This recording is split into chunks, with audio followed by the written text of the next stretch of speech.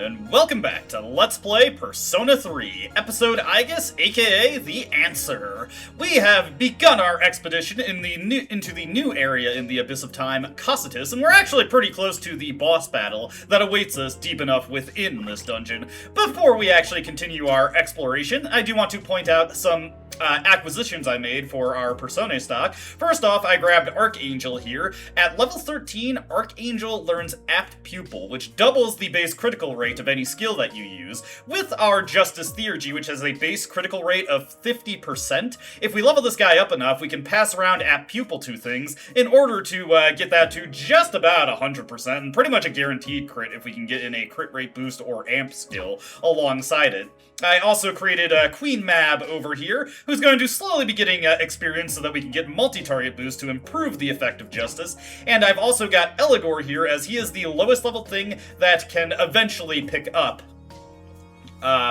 Pierce boost for us, though unfortunately I don't have any growth skills on him. Another thing that I fused that's not currently in the stock, but I can pull it back out of the compendium for repeated fusions, is Oni.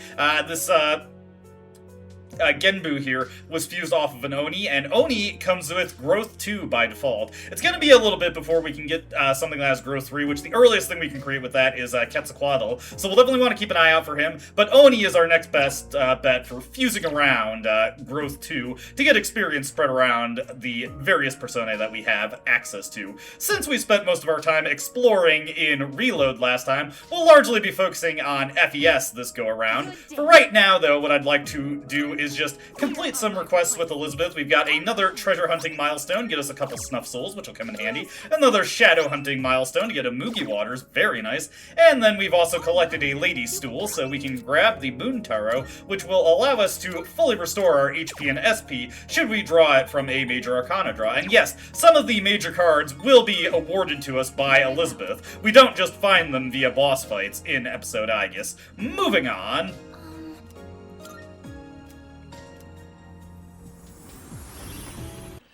Over in FES, we're going to be making some quick purchases before we get into further expeditions and also the boss fights for this video. So, first off, now that we actually have some money, and I also sold some of the equipment that I've been collecting throughout the Abyss of Time in order to add to our funds a little bit, we're going to want to buy some Agni Bracers, because these are going to become in very handy for an upcoming battle. Another thing I'd like to check to see if it's being sold right now. Now, unfortunately it is not. I would like to get a speed enhancer eventually for Aegis, if it ever gets sold in this mode. I may have said that everything available in Blue View is sold at this point. I don't actually know if they still, or remember if they still sell speed enhancers here. If they do, eventually I'd like to pick up one of those. Since I don't have that as an option to buy, I'm actually going to pick up a second set of Agni Bracers. And again, this should come in handy for an upcoming battle.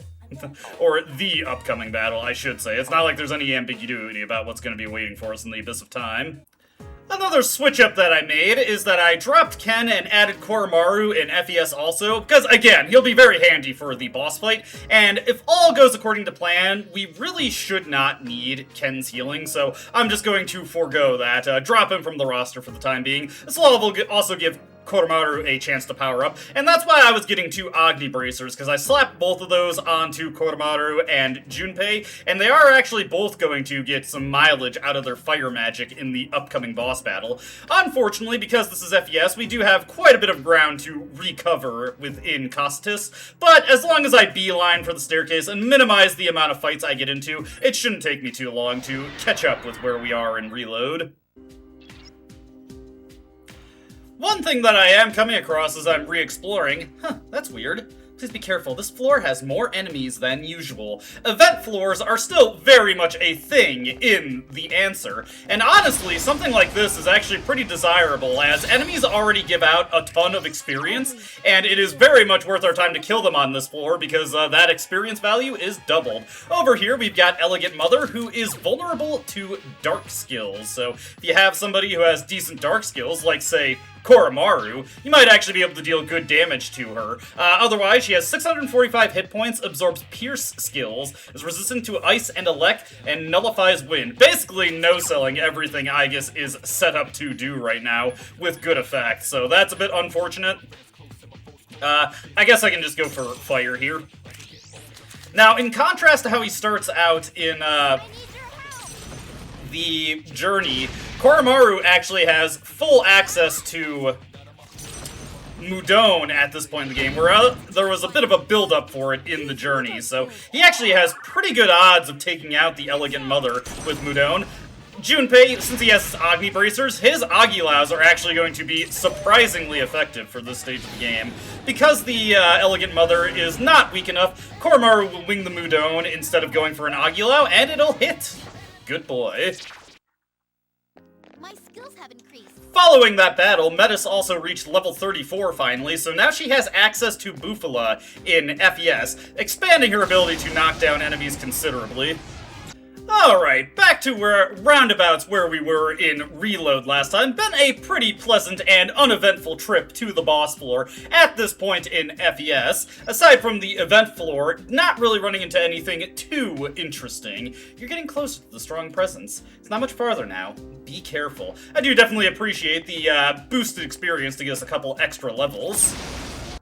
We're getting to the point where I don't really need to send Metis into Neo or Gia mode for every fight. I'm able to set up the knockdowns for all-out attacks pretty consistently, and Neo or Gia mode is not super reliable for that. You're kind of leaving it with the AI, since it essentially throws her into a variation of the Act Freely AI, where she can only use attacking skills. So, I mean, there is at least a little bit of a benefit there, or a little bit of wrangling there built in. One thing to note about these strong shadows in the Answer is that they actually move quite a good deal faster than they do in the journey. They've actually been buffed in a manner of speaking, making them a little bit more dangerous to try and maneuver around. Over there we got the Mikazuchi Munechika, which I am going to immediately throw into Junpei's hands. 30 extra HP, and look at that attack power bonus. Not only is that a pretty strong attack on its own merits, the effect it'll have on our all-out attacks, already pretty potent at this stage, will be wonderful. Again, I've lamented this a couple times throughout the LP at this point, but it really is disappointing how much all-out attacks got nerfed after the initial versions of Persona 3. They're already slightly reduced in effectiveness in Persona 3 Portable, and then absolutely gutted in the transition to Reload, following up with how they've been in recent Persona entries. One thing I haven't had a chance to mention is that I'm actually toting a couple, or rather a few, specific personae right at this point in time, that once we are done with Cocytus, I am actually going to take a little bit of time on my own to stop and train these up, and there is one other one I would like to get, if possible, but the personae I have are Sarasvati, Orthrus, and Take Mikazuchi. These three personae learn the relevant boosting skill for their preferred elements. Elect boost for Take Mikazuchi, Ice boost for Sarasvati, and Fire boost for Orthrus. And these are the easiest ways to get access to these skills. Shisa also gets access to Ice boost, but it takes a little bit longer to train him up than Sarasvati. And once we get into the next area of the Desert of Doors, the EXP scaling is really going to kick into a point where these things will get to the desired levels in a hurry. I shouldn't have to spend too much time actually actively training them, especially Take Mikazuchi, who has the lowest base level among the three. Carrying those boosting skills will make it a lot easier to make dedicated elemental specialists going down the line, and there's actually a very useful guide on GameFAQs for getting a fusion train going to carry these boosts on through the entire game. The last persona who would be nice to have, but is not critical, is Kusumitama, who has access to Wind Boost. There's a couple other personae around his level range that have it, most notably Ouroboros, who I think might even start with it, so we might actually just end up fusing Ouroboros ultimately, since we're kind of past the point where it'd be easy to fuse Kusumitama. One weird peculiarity is that if you have Empusa, she does not fuse cleanly into... That was... I sensed something like this before, too. Accidentally skipped one of Fuka's lines there, unfortunately. Don't worry, I'll run it back in Reload. Saying that like I don't already know that I run it back in Reload, because I already recorded that section. Haha. But as I was saying, if you use Empusa in a triangle spread fusion, she instead results in Clotho if you do a upgrading fusion. For whatever reason, I'm not quite sure. Maybe that's just how the levels end up falling with that particular kind of fusion that you're going for, in most cases that you could create it. Regardless, we are still a few levels off from Clotho, though she is another valid option for getting wind boost if you're willing to wait on it. And honestly, at this point, it's not the end of the world if we wait on that. So what we're going to do here is we are going to make our save. And speaking of Sarasvati, as I was doing a couple of moments ago, we are going to set her as our default persona for this upcoming battle, just because it's the most convenient thing to start off with. So with that established, let's get into the boss fight. Hopefully I handle this one with my usual degree of competence, which, you know, if you've seen my usual degree of competence, maybe not the best way to phrase that, but I'm feeling good. I think we've got this in the bag. Powerful presence directly below. Are you ready? Absolutely.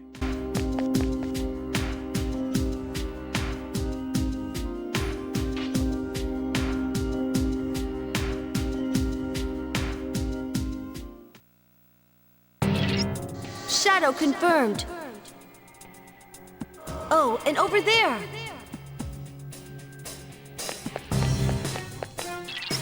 Oh, it disappeared again. Well, just concentrate on the enemy before you for now. Incoming!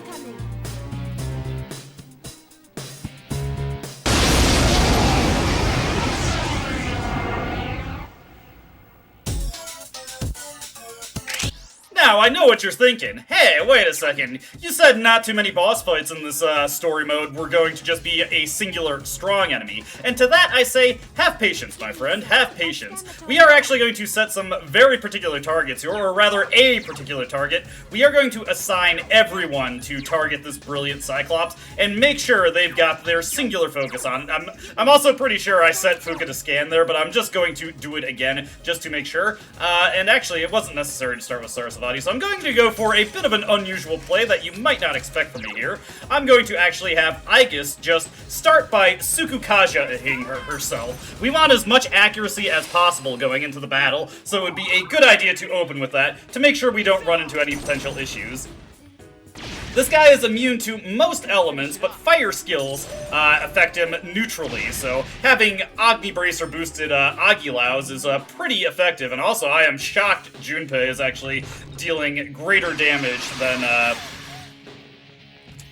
Koromaru on that. And fortunately, Metis has gotten to the point where she knows what this guy's capable of. Okay, so now that that's established, let me see here. I'm mostly going to opt to play a little defensively here. What I want to do is just diorama myself, make sure I'm, actually, I should probably set Junpei to heal and support to use Ma Rakukaja. Slight misplay there that I'm not doing that, but I am just playing a little passively right now because I know this guy has got a specific trick up his sleeves that we want to wait for. Here we go. Summoned enemies. He will summon in soul dancers, and these guys are nasty. You do not want to underestimate them. We actually absolutely want to have Junpei on heal and support to make sure he can help out with blah blah blah blah.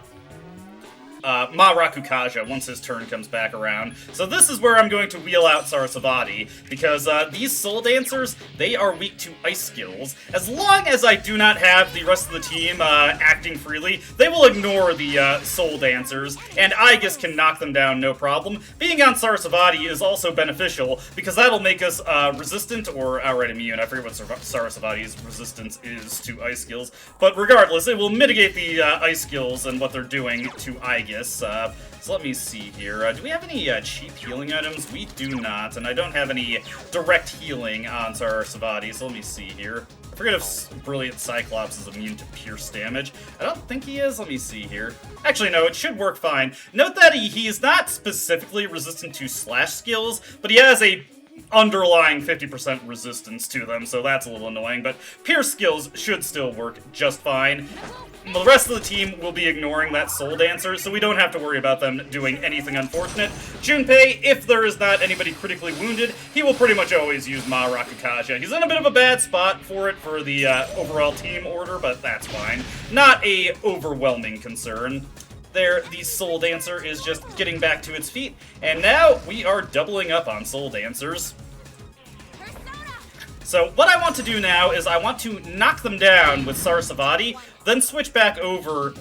Unfortunate timeout for that, but switch back over to Yatagarasu in order to hit Masakunda. If I was playing a little bit more cleanly, I could have gotten that set up more the way I wanted it to. Once again, we want to just assign all the targets to Brilliant Cyclops. Again, just to make sure the Soul Dancers do not get hit.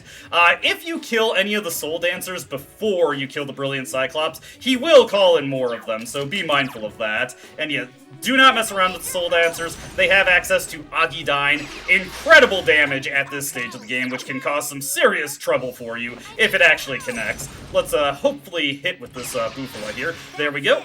And then I can switch over to Yatagarasu once again in order to hit Masakunda. And then 2 turns from now, I can set up Sukukaja again. And, or actually, next turn, I can just use one of my Agility Sutras. Probably a smarter idea, honestly.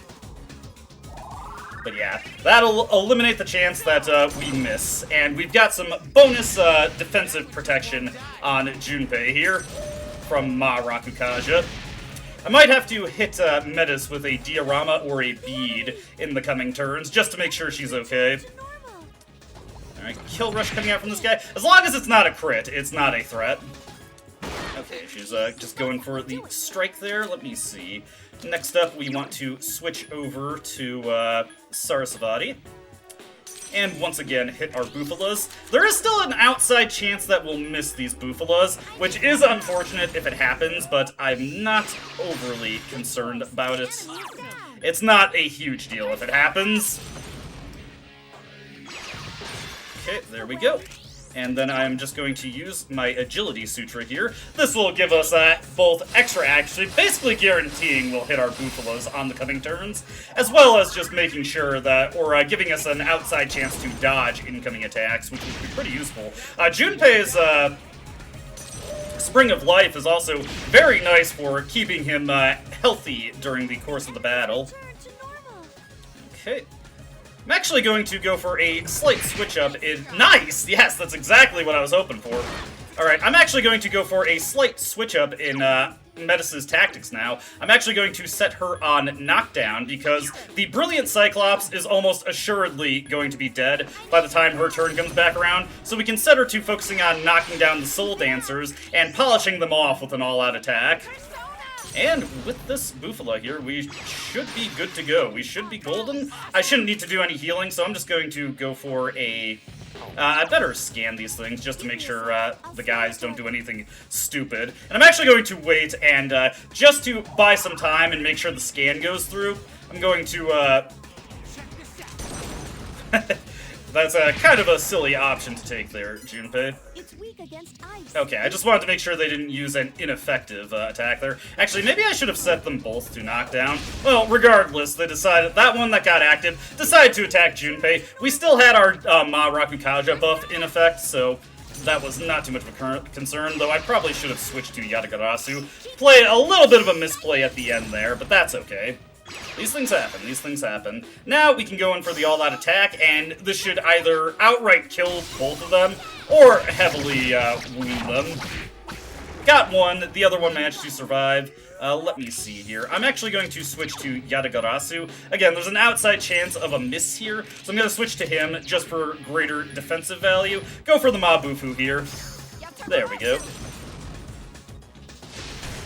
And, alright, didn't even need an all-out attack to finish that off. The one misplay I made there was not changing Kotamaru's AI at the end. Rest of that went very well. Kind of wish I stuck to Sarasvati there at that point, honestly. Could have funneled a whole bunch of experience into her. Well, another level up for Yatagarasu certainly isn't bad.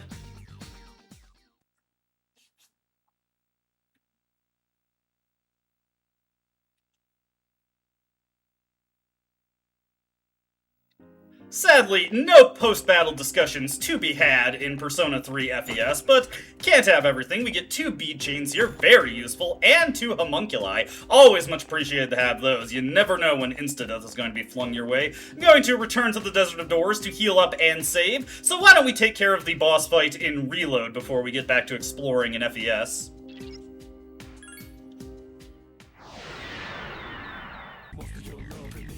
getting into some Persona 3 Reload exploration before we get into the boss fight. Got another new enemy here, Cursed Dice. These guys are resistant to physical, weak to Elec and Light, and nullify dark. Basically nothing that Koromaru can really do against these guys. Oh, whoops, forgetting my buttons once again. Let me do Swift Strike here, just to possibly fish for a critical hit. Not that lucky, but that's not a big deal. We do have to be a little bit mindful of Aigis because she's running a fairly weak persona right now in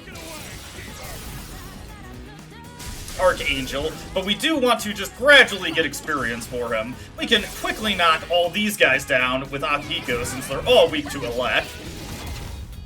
And there we go. That was surprisingly disappointing, actually. Ooh, Ghastly Whale. There goes Koromaru. That's okay, that's okay. We got those band-aces precisely for that reason, and so let's just throw that at Koromaru there. Yeah, Ghastly Whale, pretty nasty combo. Not something I'd like to be hit with. That would actually be best avoided. Good thing they went after Metis for that one. So what we're going to do here is I'm actually going to use up one of these Zionga gems and then pass it back on to Akihiko. We're rather frustratingly weak right now, especially because we are using Archangel. Koromaru not participating in that all-out attack also caused us some slight problems there. Pretty disappointing damage coming out from Akihiko there also. We're starting off in a rough situation in episode Aigis. Alright, that was a little bit better. Let me see here. Okay, we'll go to Akihiko next. Let's just do a slash attack on this guy. If we're lucky, we'll get a crit. We were not lucky, but that's okay. Another Mazio coming out from Akihiko. Maybe I should have done individual Zios there. And yeah, let's go for the all-out attack. Even if this guy manages to hit somebody with Evil Touch, it's not going to get back around to his turn in order to use Ghastly Whale again, so I shouldn't really need to worry about that too much. Assault Dive, potential for a crit there. He did not get it, so we're good there. Just going to have Metis bonk him on the head to finish him off. Surprisingly rough battle there. We also have rare forms, once again, in the Answer episode Aigis. This one, the Precious Hand, is simply weak to fire skills. Pretty easy to deal with, so we'll have Koromaru light him up with Maragion, and we'll just slowly beat through him. Fortunately, this one has no other resistances to really worry about, so I'm not overly concerned. Ugh, man, Archangel really does just torpedo the all-out attack damage there. And if I want a guaranteed shuffle time, I do have to actually get this guy taken out with an all-out attack. Do I have any Agi gems here? I do not, so let me see. I guess we'll just go for single shot. I really, really do want to get this guy killed while I have,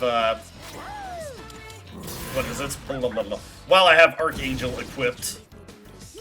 So it will be his turn next. Let's go for the Maragion again. If we're lucky, we'll dizzy him. If we're unlucky, we won't dizzy him. And we were unlucky, but he should still stick around for one more turn. There we go. So yeah, we've got enough to just deal with this guy and not worry about him running away on me. Let's go for another Fatal End here. No guarantee at shuffle time, unfortunately, but he still gives pretty good experience, so that'll speed up the process for Archangel. Ooh, nice, the Fool card also. Alrighty, another level up for Archangel, or a level up in general for Archangel. There we go, good stuff. Hey, nice! And Metis also has access to Garula now. That really greatly improves our flexibility. Next up, she's going to be learning Herculean Strike, which will also be pretty helpful. Who's next? Got another new enemy here in Tranquil Idols. These guys are weak to Pierce and Wind, Nullify Fire, and are resistant to Elec and Light. These ones are also Daze, or Panic, so we have a decent shot of getting a critical hit off of one of them. In general, pretty much every... Yeesh, Koromaru, how did that happen? Well, whatever. We got a Garula to knock these guys down, but pretty much every ailment that an enemy can be inflicted with makes it much more likely that you will nail them with critical hits when you launch a physical attack against them. Also convenient that these guys are weak to Pierce, so I can just have Aigis do a normal attack on these guys, pass it back on to Metis, and then do another all-out attack on them. Let me see here. I'll just go for Sonic Punch, since that is the most economical option Akihiko has. Ah, man. Oh, come on, Aegis. Well, it's not that big a deal since these guys are confused. They might even throw away some money for me, which would be much appreciated. Medical powder, I will also take. Let's just go for Swift Strike. Hopefully Koromaru can actually land a hit this time. Looks like his Theurgy has also unscrewed itself, so he's actually getting his gauge charge at a reasonable time frame. I'm not sure why it was doing that in the previous video where it was just charging so slowly. Very strange problem to have. Let's get that. I'm going to pass over to Aegis, more so just to build her Theurgy than anything else. Get a normal attack to knock that guy down. Mostly, I just wanted to make sure I was doing light damage there, just in case this all-out attack doesn't finish them. Then I can throw it back onto Aegis again and likely knock one down without killing him, which was not necessary at all, so get some good experience there. Alright, finally got Apt Pupil onto Archangel, so I can ignore him. Note that some Monad doors actually popped up here, but I just don't have the power to do them in a reasonable amount of time, so while the rewards for clearing it would be pretty good, I don't really feel like doing it until I have an opportunity to actually create some better personae who can more effectively handle what it will throw at us.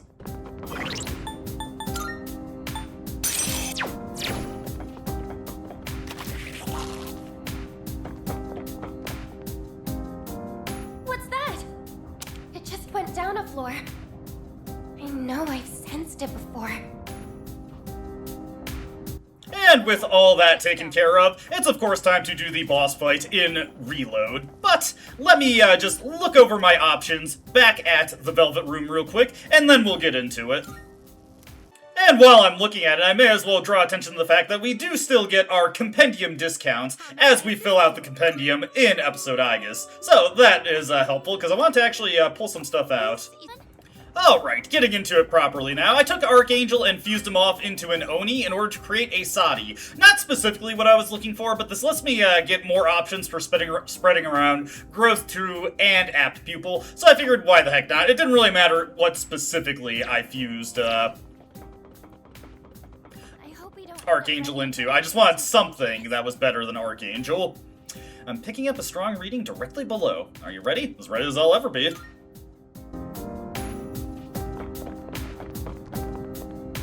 There! A shadow!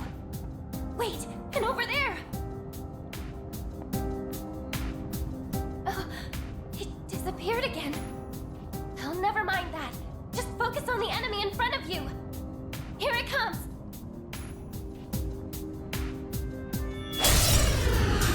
Let's make this quick.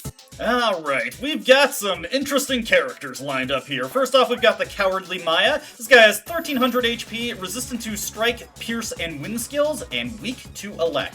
Over in the back there, we got a Crying Table with 1500 HP, resistant to slash and fire, weak to ice. And then over here, Wondrous Magus. This guy repels ice, resists elect and wind, but fire will light him up pretty effectively. So let me see here.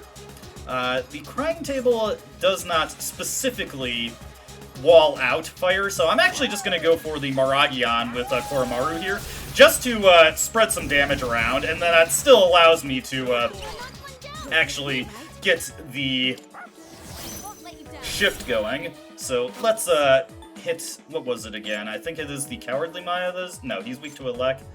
This guy over here is weak to ice, obviously. Pretty easy, you don't have to logic yourself too hard on that one.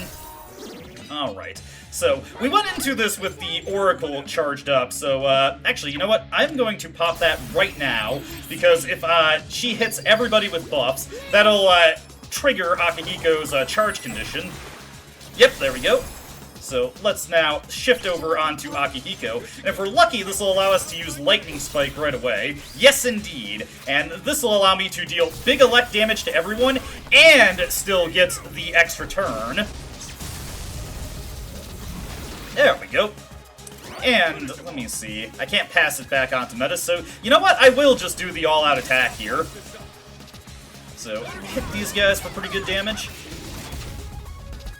Not too bad, not too bad. No Dizzy there, unfortunately. The Sukukaja would be unfortunate if we didn't just buff up everybody's stats, so let me see here.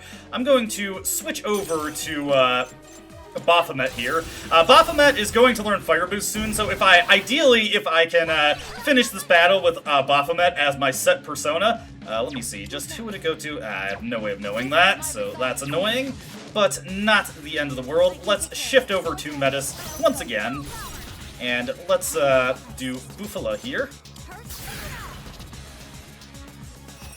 And what I'm going to do is I'm actually going to send Metis into Orgia mode. She's going to enjoy the boosted damage from the sorry, I'm thinking of something that's not available yet. Still, this will set Metis up to deal good damage. If we're lucky, she'll dizzy the Magus there. Unfortunately, we were not that lucky. So the Magus is going to squeeze off an attack. Bufala, hopefully this isn't going to Akihiko. Naturally, it is going to Akihiko. But that is not the end of the world. We do have Concentrate to worry about. I'm not overly concerned about that, actually, because we have ways to work around that. So let me hit this one with Zio right here. Going to pass on over to Aegis. If we can get enough damage done, we can eventually utilize Justice to get some big damage on these guys. We do have to be mindful for when the Magus' turn is coming back around, because we want to make sure that nobody is super vulnerable. At least anybody I have any kind of control over it, I want to make sure they're not super vulnerable to it. Nice! Poisma on Metis there is completely useless. She will go for the Bufala, likely going to do her best to just completely stomp down the crying table. And that's honestly fine, because that'll just make things pretty simple for us. There we go, that guy's out of here. So let me see here. Cowardly Maya is going to be the one getting the next turn. I think I have an idea on how I want to handle this. I'm going to go for 2 Maragions again. And whatever the Cowardly Maya does not really concern me that much. It's going for Magaru. That's fine. Nobody is vulnerable to that. So the reason... Oh! Never mind. Spoke too soon on that. That's fine. That's fine, though. That is actually not that big a deal. So what we're going to do here, let's see. The Magus is up next. What I want to do here is actually, I'm just going to have Aegis guard here. Let this guy wing out his Bufala to whoever he decides to use it on. Naturally Akihiko, but that's fine. I kind of expected that. That's perfectly acceptable. So Metis is just going to wail on the Magus there. We are going to do Maragion here to hopefully take out that Cowardly Maya. Couldn't get that. But what I'm going to do now is I'm just going to use the Band-Ace on Akihiko. That's why I wasn't too pressed about it, because I could just revive him. He's honestly probably the ideal person to get hit by that. And Aegis still has her guard up, so the Garu does not affect her at all. Let me see here. You know what, screw it. Let's just get this guy out of here. I don't even have to set up for an all-out attack or anything. I just need to get this guy killed. Another Bufala coming out. Fortunately, not facing Akihiko, so I can assume that it is not going to hit him. Let's do Zio on the Maya here, just to get that knocked down. We'll pass it on over to Aegis and finish this off in style with an all-out attack. And I'm going to get what I was trying to aim for, finishing the battle with Baphomet so we can get Fire Boost. That'll give us a much stronger source of damage going into future battles. Oh, come on! Okay, Metis, just bring us on home here. There we go.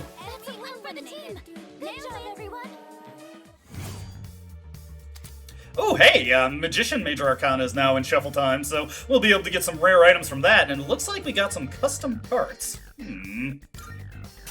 Well, regardless, whole bunch of experience to throw around here. Level up for Akihiko, getting Zionga there, which is much appreciated. Kono-chan was in top form for that fight. Maybe he's giving it his all because he just met back up with everyone. Excuse me? Sure seems like it. He's full of pride. And I can sense that he has some affection for you, sister.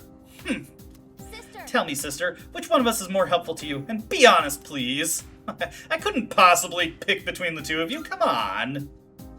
Really? Really? I wasn't expecting that. Honestly, I thought you'd choose one of your friends. But you didn't. Ruff. You say some profound things. For a dog. What's that supposed to mean? Seems like everything's going pretty well. I hope we can keep up the momentum as we progress. Okay. With that taken care of, the shadow drops some sort of object. Not sure what it is. Hi. Could you show that to me back at the dorm? I'd like to take a closer look. I'm not completely sure yet, but I get the feeling it might be useful. Thanks, Igus. This is actually something new to Persona 3 episode Igus. There are a variety of valuable items you can collect after defeating the bosses, often in lock chests, sometimes directly dropped by the boss themselves. But here we can get Martial Arts 101. Inside this should just be equipment. We can get Meteor Knuckles. Ooh, these are actually very good if I remember correctly what these are. Let's there's no substitute for training, but I'll take solid gear where I can find it too. If we take a look at Akihiko, I'm probably mixing them up with a similarly named weapon that gives him a crit rate boosting effect. Regardless, we can also pop this sucker open and get a Slugger's Jacket, which nobody is better for. And then we can get this one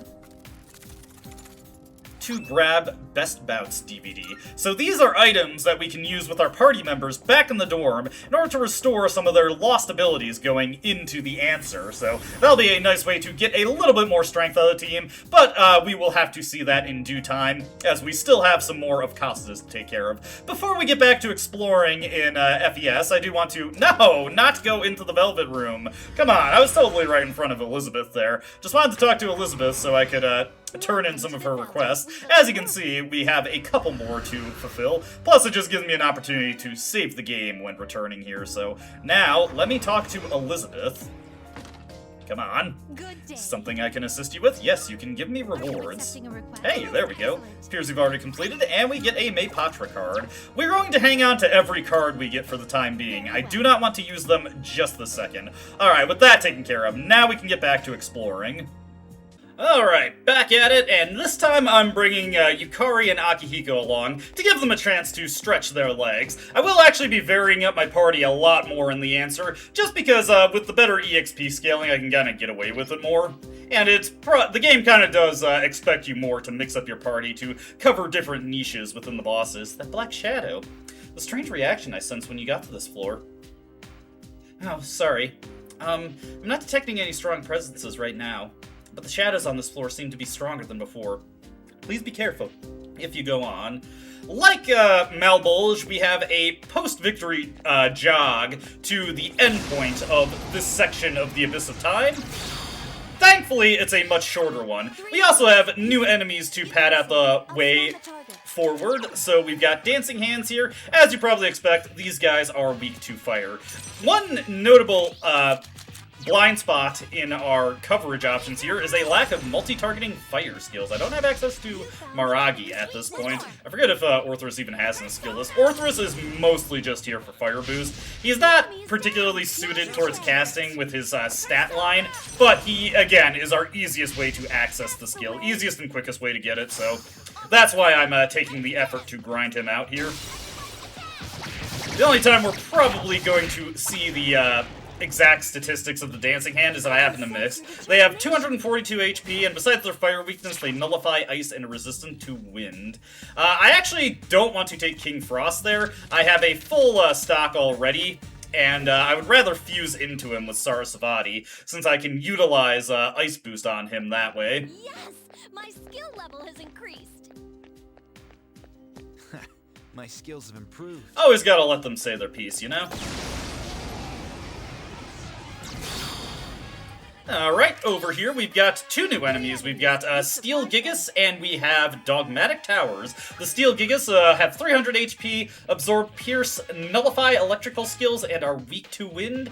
The Dogmatic Towers, meanwhile, resist slash, they nullify fire, elect, and light, and are weak to wind. These are all things that we can take care of pretty easily, so I'm not overly concerned about them. I'm actually going to, let me see here.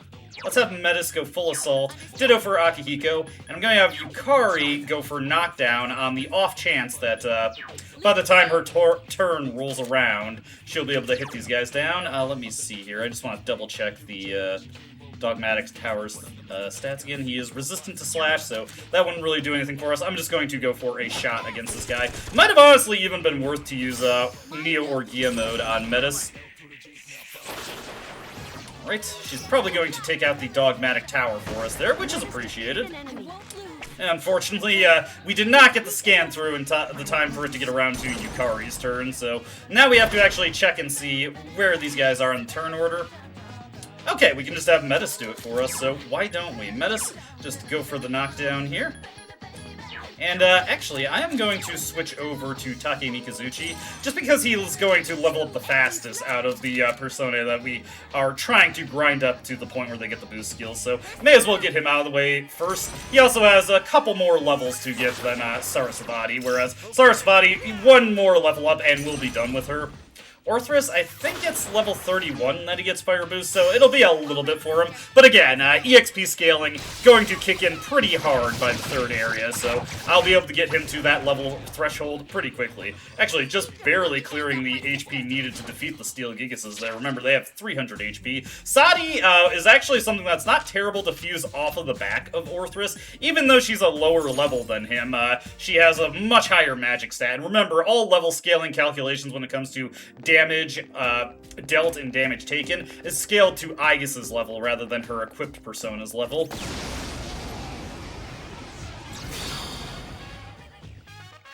Okay, and yet another new enemy over here. Maniacal Books. Let's see. Absorbs fire, repels wind, nullifies light, and is weak to dark. So we don't really have good options for dealing with those guys. Let me see here. I'm actually going to switch to Orthrus here, and I am going to go for Aguilau to deal as much damage as possible to the Dancing Hands. Going to send Metis into Orgia mode to make sure she's dealing good damage, and may as well put both Yukari and Akihiko in full assault to make sure that they are dealing the most damage possible. Let's see. And I should be able to use Fatal End on one of the Maniacal Books just to tag some good damage onto it. Good idea to go for it. Boy, Yukari's HP is low. Her poor durability is always one of the biggest things I dislike about using her. Terrible endurance and terrible HP is a devastating combo for her. It'll be much appreciated once Metis has access to, unfortunate, but sometimes that happens. Alright. Akihiko's gonna go for the Mazio here, and he's probably going to get a couple, oh, wow. Surprisingly weak, actually. Not as much as I was hoping off of that, so let's get the Aguilaus thrown out here. It's a bit unfortunate that Metis is on a rear end at this moment, so hopefully we can still manage the battle without her in action. And I should be able to get away with just doing a normal attack on this guy. So we're going to have to take one round of fire from the Maniacal Book, but I'm not overly pressed about that. It'd be nice if we got a crit here. Zionga should be a little bit more effective. If I was being super effective, or if I was being super practical, I would probably have taken Ken's Elect Booster off of him so that Akihiko could use it, but that's also really tedious to do in the answer, so I didn't really feel like putting in the effort. Fatal End is surprisingly powerful at this point in the game. Alright. Want to go for that experience card. Remember that there is no compendium in the answer, so there is no reason to take Persona just for the sake of filling out anything. There we go, level up for Orthrus. He also gets the Dodge Ice ability, which is honestly kind of appreciated. Let me see here. I saw Fire Boost in there. Was that's a level 32 or level 30? Yes! My skill level has increased! Cannot interrupt Yukari while she is belting that out, so let's take a quick look at Orthrus here and see how much we have to do. No, level 30, okay, I was wrong, so it is pretty close. So Take Mikazuchi, in terms of raw levels, is actually the farthest away. While I'm thinking of it, probably a good idea to have Yukari do the healing for the party. She's got the best skills for it. No SP cost reduction in FES, unfortunately, so that is going to burn through a lot of her SP. Oh man, we are just getting bombarded with the new enemies here. We've got heat balances here. We are going to go for the scan on it, and let's just knock this guy down with Aguilau. Remember, it's the usual thing. They nullify, or rather, well yeah, just nullify fire and ice, and you hit them with wind and elect, and are in like Flynn. There we go. And Metis, very much unintentionally, just exploiting the weakness here. We will hit the all-out attack on that. We keep getting new encounters, so I haven't had a chance to update my bestiary to mark off for the enemies that we've already seen, and I can just skip over. Alright. Let's see here. Again, not going to take any new Persona, especially not physically aligned ones, just for the sake of having them. We can fuse stuff out to clear out spaces in our stock, and eventually just take things for fusion fodder. My skills have improved. And I'm happy for you, Akihiko. Actually going quite a while without seeing these stairs here. Nice, we actually managed to hit something on a rare form here. Rare forms, since there is no weapon fusion, just strictly giving us coins in this version of the FES. I was stumbling on finding the right way to refer to this storyline in the context of FES. I always want to call it a campaign, but that's more of a first-person shooter term, so it feels weird to describe an RPG storyline like that. Probably because it is weird. Yeah, I'm definitely going to want to pick up some Vayu and Indra bracers for Akihiko and Yukari as soon as I have a chance, because their damage is pretty dire at this point. Though admittedly, that's just at least partially due to them being under-leveled relative to Metis and Aegis. I'm not who I used to be. Hey, we finally got a chance to see Yukari's new victory animation. I've been meaning to get that on recording for a while now. Actually, now that I think about it, we haven't actually had a chance to see Koromaru's either. Something else to keep in mind for the future. For right now, let's just go with all that. Nice, more level ups. Oh, this is proving to be quite the floor, actually. Level has increased. I'm actually talking over the level up quotes. I feel bad for that. Hopefully we're getting out of here soon. This place is proving to be quite maze-like. They proc-genned up a real doozy for me here. Okay, that's a dead end, so we can just ignore that then. Man, all that way just to find a dead end. Not even a chest awaiting me at the end of it, which rather disappointing actually. Is this another dead end? Yeah, just to a transporter. Again, remember that there is no way to check out a zoomed out view of the map in FES. They did not add that until Portable, so you just kind of have to bumble around after being sent on a lengthy trip through a floor.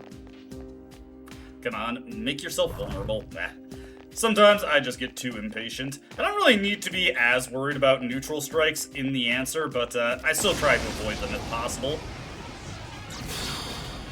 Alright, and new enemy here, Blue Sigil. This guy is vulnerable to strike skills. I'm going to send Metis into Orgia mode right away. Do I even have anything that Aegis can use that has strike skills? I've got quite an array of personae. I believe Legion has Assault Dive, so we'll go for that to knock this thing down.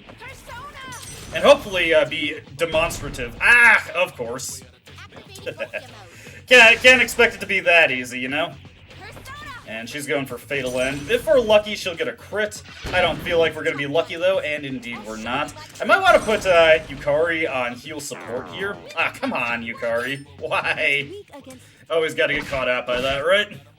Alright, strike attack from Akihiko. The evade strike is pretty unfortunate, because that is, I think it's a flat 10% extra evasion. Possibly even flat 15% extra evasion.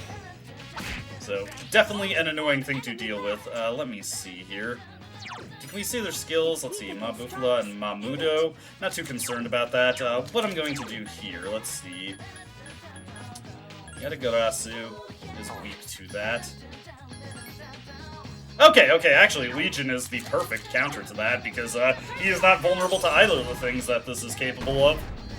So we can go for that there.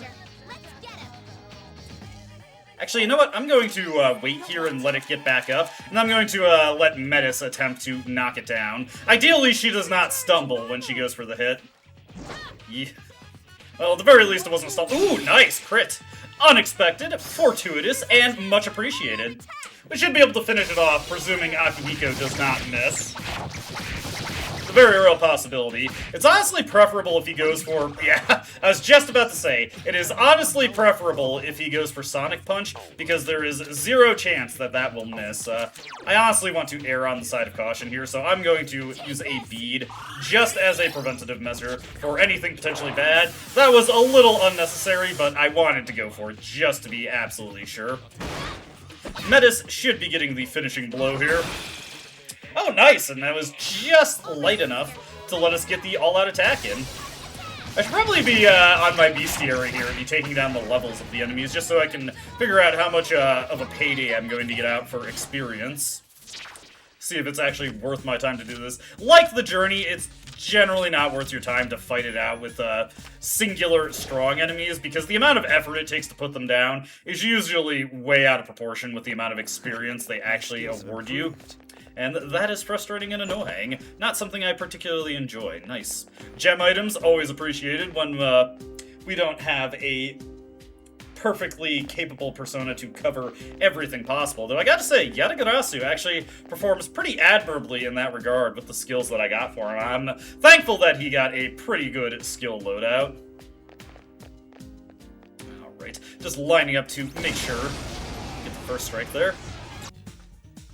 Hey, another level up for Take Mikazuchi, and beyond Elect Boost, he also picks up a pretty nice skill here, Gale Slash, something that Shisa also gets, but it's nice to have on more things to really spread the good skill options around, especially because this is something I actually care to train up, while Shisa I don't particularly care to train up. Also, Take Mikazuchi, in addition to picking up Elect Boost, he's our first thing that has Auto Tarukaja, so that is very helpful.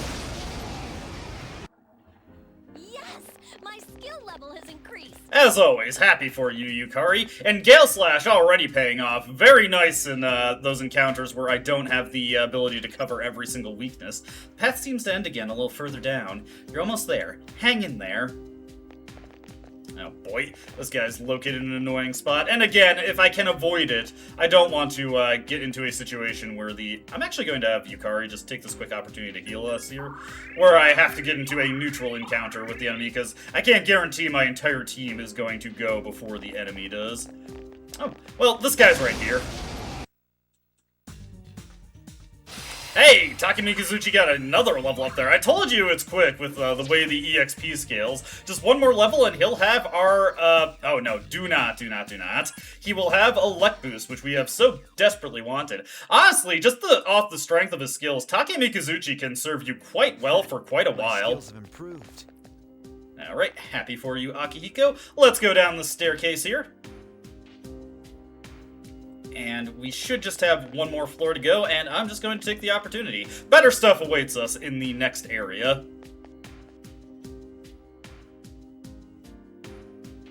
Alright, after 4 floors, it looks like a dead end. We'll head over there now. Why don't you see if you can find anything else? We're going to be cutting over to a quick montage of things in Reload, but before we do, one last thing I'd like to comment on in FES. With the cutscenes out of the way, as happened before, clearing out Cocytus, the previous area in the Desert of Doors, will open up yet another door, allowing us to go to a new area. This time around, we will find ourselves going to Kaina, and I have a little bit of training that I want to do in order to make sure that I have all the skills that I want. I'm also going to fuse out some of the junk in my compendium or my persona stock here to make sure that we have good elemental casters. Sarasvati and Orthrus, once they learn the relevant skill, they're going to be fused out, and I'm probably going to look into picking up Orobas, so I need to train them up in order to get their boosts. Take Mikazuchi is actually going to stick with us for quite some time, because he's more than good enough for the purposes we need, or what we want out of an Elect caster, especially with Auto Tarukaja and Gale Slash. And the next Elect-based persona that we could potentially fuse them into is a little ways off still anyway. The best party for doing any training is Metis, Ken, and Koromaru. These 3 cover every single elemental type you can possibly come across in the answer, taking some of the burden off of Aegis and letting them put in some of the work to knock down or otherwise eliminate enemy teams. So that's where what I'm going to be doing off-screen in FES. Let's finish up in the episode Aegis now. Heading into the new section of Cocytus in episode Aegis, got another interesting shakeup to the aesthetics of the area compared to the answer here. I'm just gonna see if this is a new enemy, and indeed it is. Here we've got, what do we got here? Dancing Hands. These guys are weak to fire, and they nullify wind skills, so I'm actually just going to pass turns until we get to Aegis here, and then we can utilize Baphomet here. Again, I want to funnel as much experience as possible into Baphomet to make sure we pick up Fire Boost, so if I can finish a battle with Baphomet set, then I am going to. We don't have access to growth on Baphomet, so I do have to make sure that they are actually participating. Fortunately, I've got a lot of other personae in the back who are just gradually picking up more experience via growth skills, which is nice, Not full experience because we don't have access to growth 3 yet, but it's still enough. It is progress.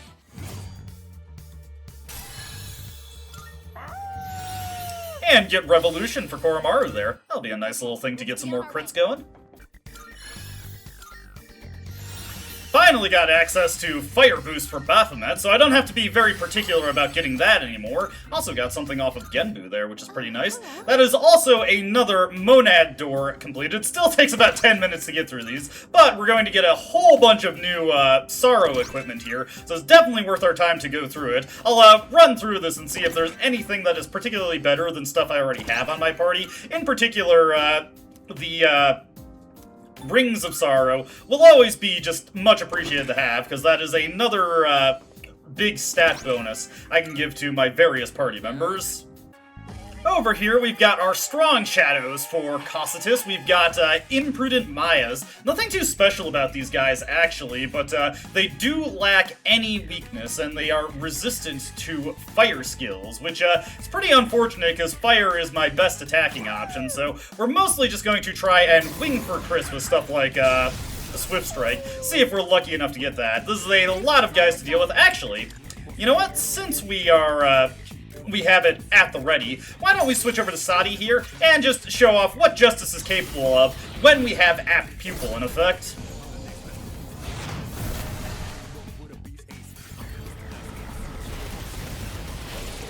Beautiful, beautiful. Only one of them managed to escape the critical hit, so that was a bit unfortunate with the way our luck fell. But now I can just pass it on to Akihiko, and he can use Lightning Spike to dispatch most of these things. Probably that one in the center will survive, but the rest of these guys, they're cooked. Yep, out of here. Alrighty, I may as well just have Metis utilize her new axe there to deal some damage. By the way, her axe gave her resistance or immunity to poison. Koromaru's dog suit gives him 20 SP instead of the experience bonus, which I kept him with his experience bonus, the dog suit, because that was just the better thing. Those shoes that I got, I put them on Akihiko, or did I get that from a previous one and just forget to equip them? Regardless, they give Akihiko some bonus stats to work with. I think it was another experience booster, or bonus abilities to work with, I should say.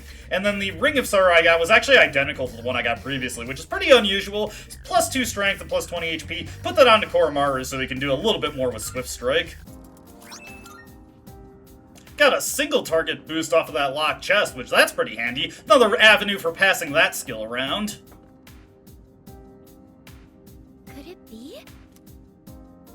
Oh, hey, actually, I may as well continue from that thought I had, because yes, the Greedy Shadow makes a comeback. Unfortunately, we do not have access to Tartarus Search anymore, so we do not have the ability to just have Fuka track this guy down for us. Let's see how it carries itself in a fight. No sense in letting it go scot-free. Let's chase it down. Our target is fleeing at a breakneck speed. You'll need to track it down quickly. There it is. Please chase it. Okay, let me see here. You know what? I'm going to go for a second right. Let's make a right again. If we are lucky, we will catch up with it. You're slowly catching up to the shadow. Hang in there. Alright, this time we will hang a left. So now to the left. I genuinely don't know if there's any kind of visual tell that helps you track this guy. Unfortunately, I picked wrong there. It's a dead end and we went the opposite direction, so we can at least get a consolation treasure chest of 1 revival bead. Not exactly breaking any banks here, but whatever. Would have been nice to track this guy down, because that would have been a lot of experience. Unfortunately, all the treasure is claimed by the Greedy Shadow if you fail to catch it. I'm glad you're all safe. It's too bad it got away. It seems like it took off with all the treasure on this floor, too. Aww. Oh, but it seems the Shadow dropped something while running away. Let's check it out. And yes, we at least, again, get some consolation prizes there. I now have a full grasp of this floor's layout thanks to us chasing it down. I'll get you to the stairs. Yeah, I may as well check to see if there's a rare form around or anything.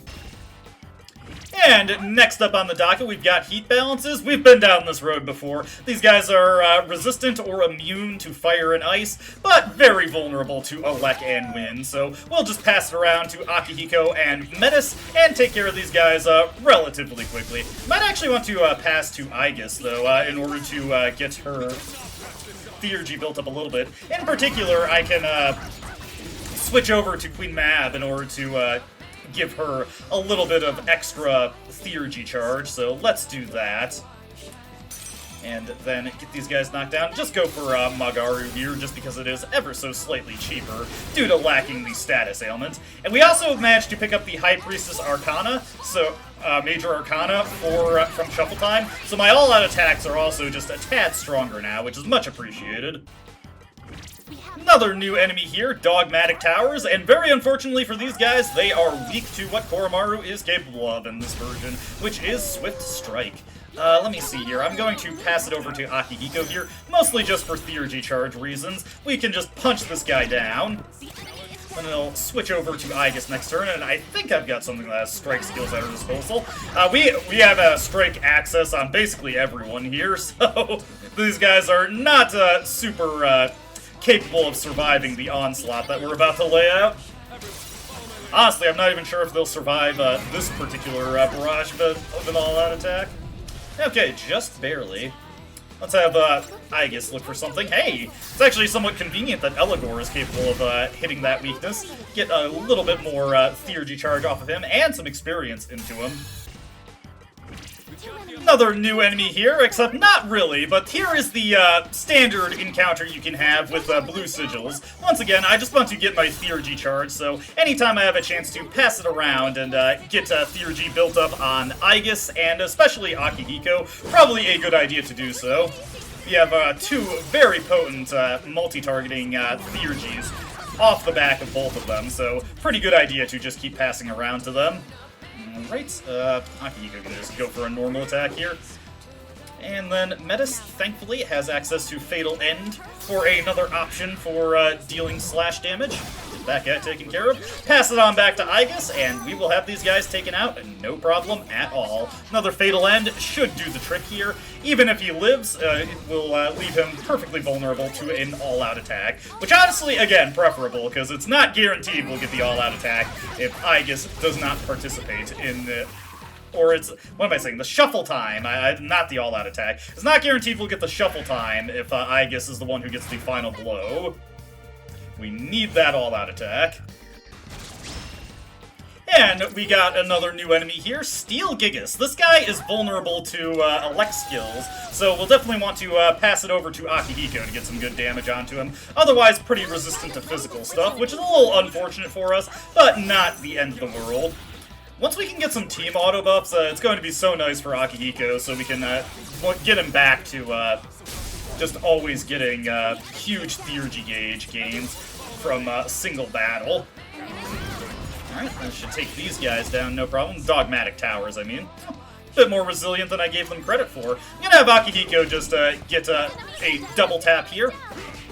And then have him do the Zionga once again.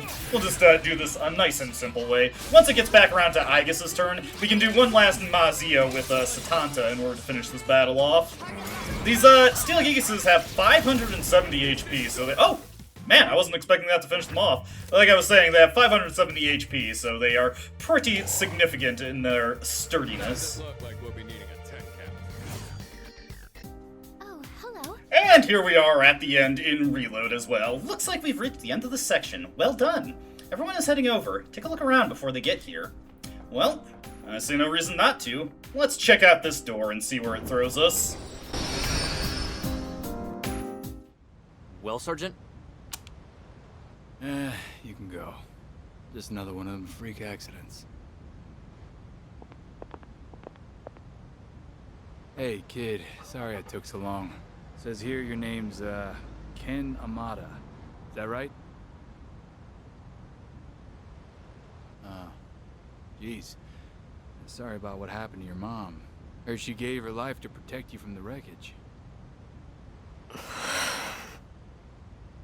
Anyway, I gotta take your statement, since you're a witness and all. If I told you what happened, would you believe me? Of course I would. Helping people out is our job. My mom was murdered. What? Around midnight, when I got up to use the bathroom, I heard voices by the door. I looked and saw this teenager holding his head and yelling. Hold on, you're saying he did it? But the whole house collapsed.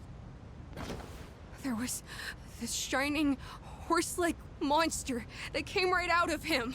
It roared, and just like that, my mom and my house were... Oh, a monster was it? Come on now, there's no way that actually happened. Oh, sorry. I shouldn't laugh. It's just sometimes after a traumatic incident like this, people can... I'm not lying! I really did see it! I did! Look, kid. It was all an accident, plain and simple. A drunk driver crashed his car into your house. What? A car crash? We've already found the car and what's left of the driver. Now all we need is an account of the accident. It's a lie. You're just making that up. Now, I know you might think so, but it's true. Sergeant, can you come out here? Yeah, be right there. Wait! I really did see it! Listen, I'm sorry for your loss, but I have to go. I hope things get better.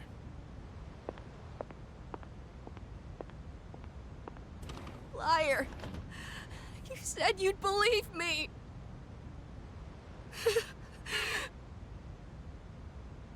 Adults can't be trusted. So I'll find him myself.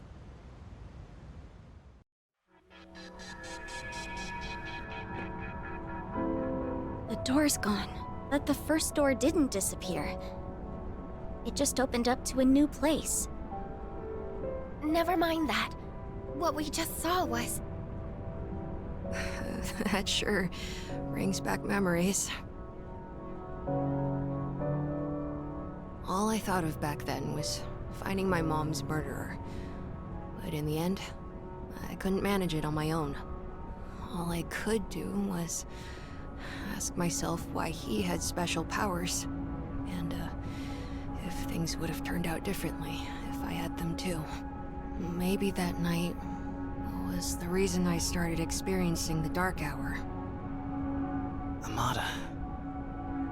My family must have fabricated the accident as a cover-up. I'm sorry for that. Hey, Metis! What was that all about? What was what about? Oh, I see. Apparently, we can only witness past events if not everyone was involved in the first place. That's new. That's not what I meant. Why did we see such a painful memory? Huh? How would I know? It's your past. You better not be hiding anything. How would I benefit from that? This is just speculation, but I think the doors reflect the minds of those who pass through. That's why we were able to find a place to acquire supplies and return to the dorm directly. Right now, you wish to erase the abyss of time as soon as possible and make it out alive, correct? If so, then although what's beyond these doors may seem irrelevant, there might be a reason we're seeing it. Perhaps your time would be better spent thinking about that reason rather than accusing me. What did you say? It's all right, really. What she's saying is probably true. Amada. I've been doing a lot of thinking lately. Back then, things weren't perfect, but everything seemed so much more straightforward when we were fighting. That feeling we all shared, it just wasn't something you can get by going to school every day. Sonata-san, recently you've dedicated yourself to boxing again, right? Isn't that because you don't want to forget that feeling? Or maybe I'm just projecting. No, I think you're right. Why don't we just drop the subject? There's no point in dredging up the past. Don't you remember why we put everything on the line? If we stop moving forward, this all would be a waste of time. Yukari. Come on, let's go.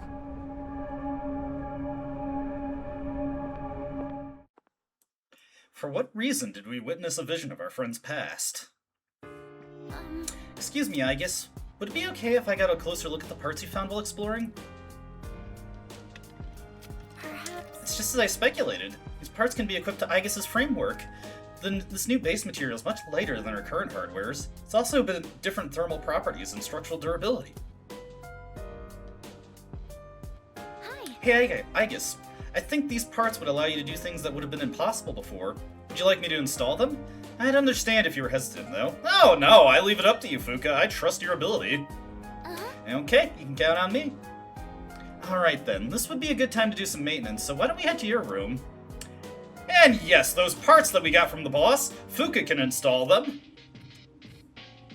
I adjusted your mobility unit and power output to improve overall stability. Now you should have a wider range of movement. That'll make transitioning from running to attacking smoother, which should be more energy efficient. You can now perform Ambush. You can now ambush enemies while exploring. When ambushing an enemy, you'll trigger chance encounters regardless of the direction the enemy is facing. Then, this is basically the same as the ninja strike that the protagonist had. Now, previously we did actually have a distinct dash attack, but it was slow and a bit unwieldy, and it didn't really help us if we hit the enemy with it. Now it has the ambush property, so we can get guaranteed, first strikes on enemies regardless of their orientation, increase Aegis's theurgy gauge, and give a good chance of distressing the enemy when we begin battle. So, what do you think? I feel, powerful. It's incredible! I'm glad you like it. Just let me know if you find any more parts, then I can install them for you. Alright. I've concluded my own investigation. Yamagishi will pick up the search from here. From this point on, I'll be joining the main expedition with all of you. Okay, not exactly sure what you did, Mitsuru, but it looks like the whole team can focus on exploring now. If you need my help, don't hesitate to call for me. I probably will express hesitation on when to use Mitsuru. Now, look at Akihiko and Junpei over here. Those two items that we collected from the locked chests that we couldn't do anything with immediately, those will restore their characteristics for them. Only at level 1, though. We'll need to eventually collect 2 items to get them fully upgraded back to the way they were at the end of the journey. But I think this video's gone on long enough, so we'll save that for next time. As always, I hope you enjoyed watching, and I hope to see you in the next video. Until then, though, goodbye.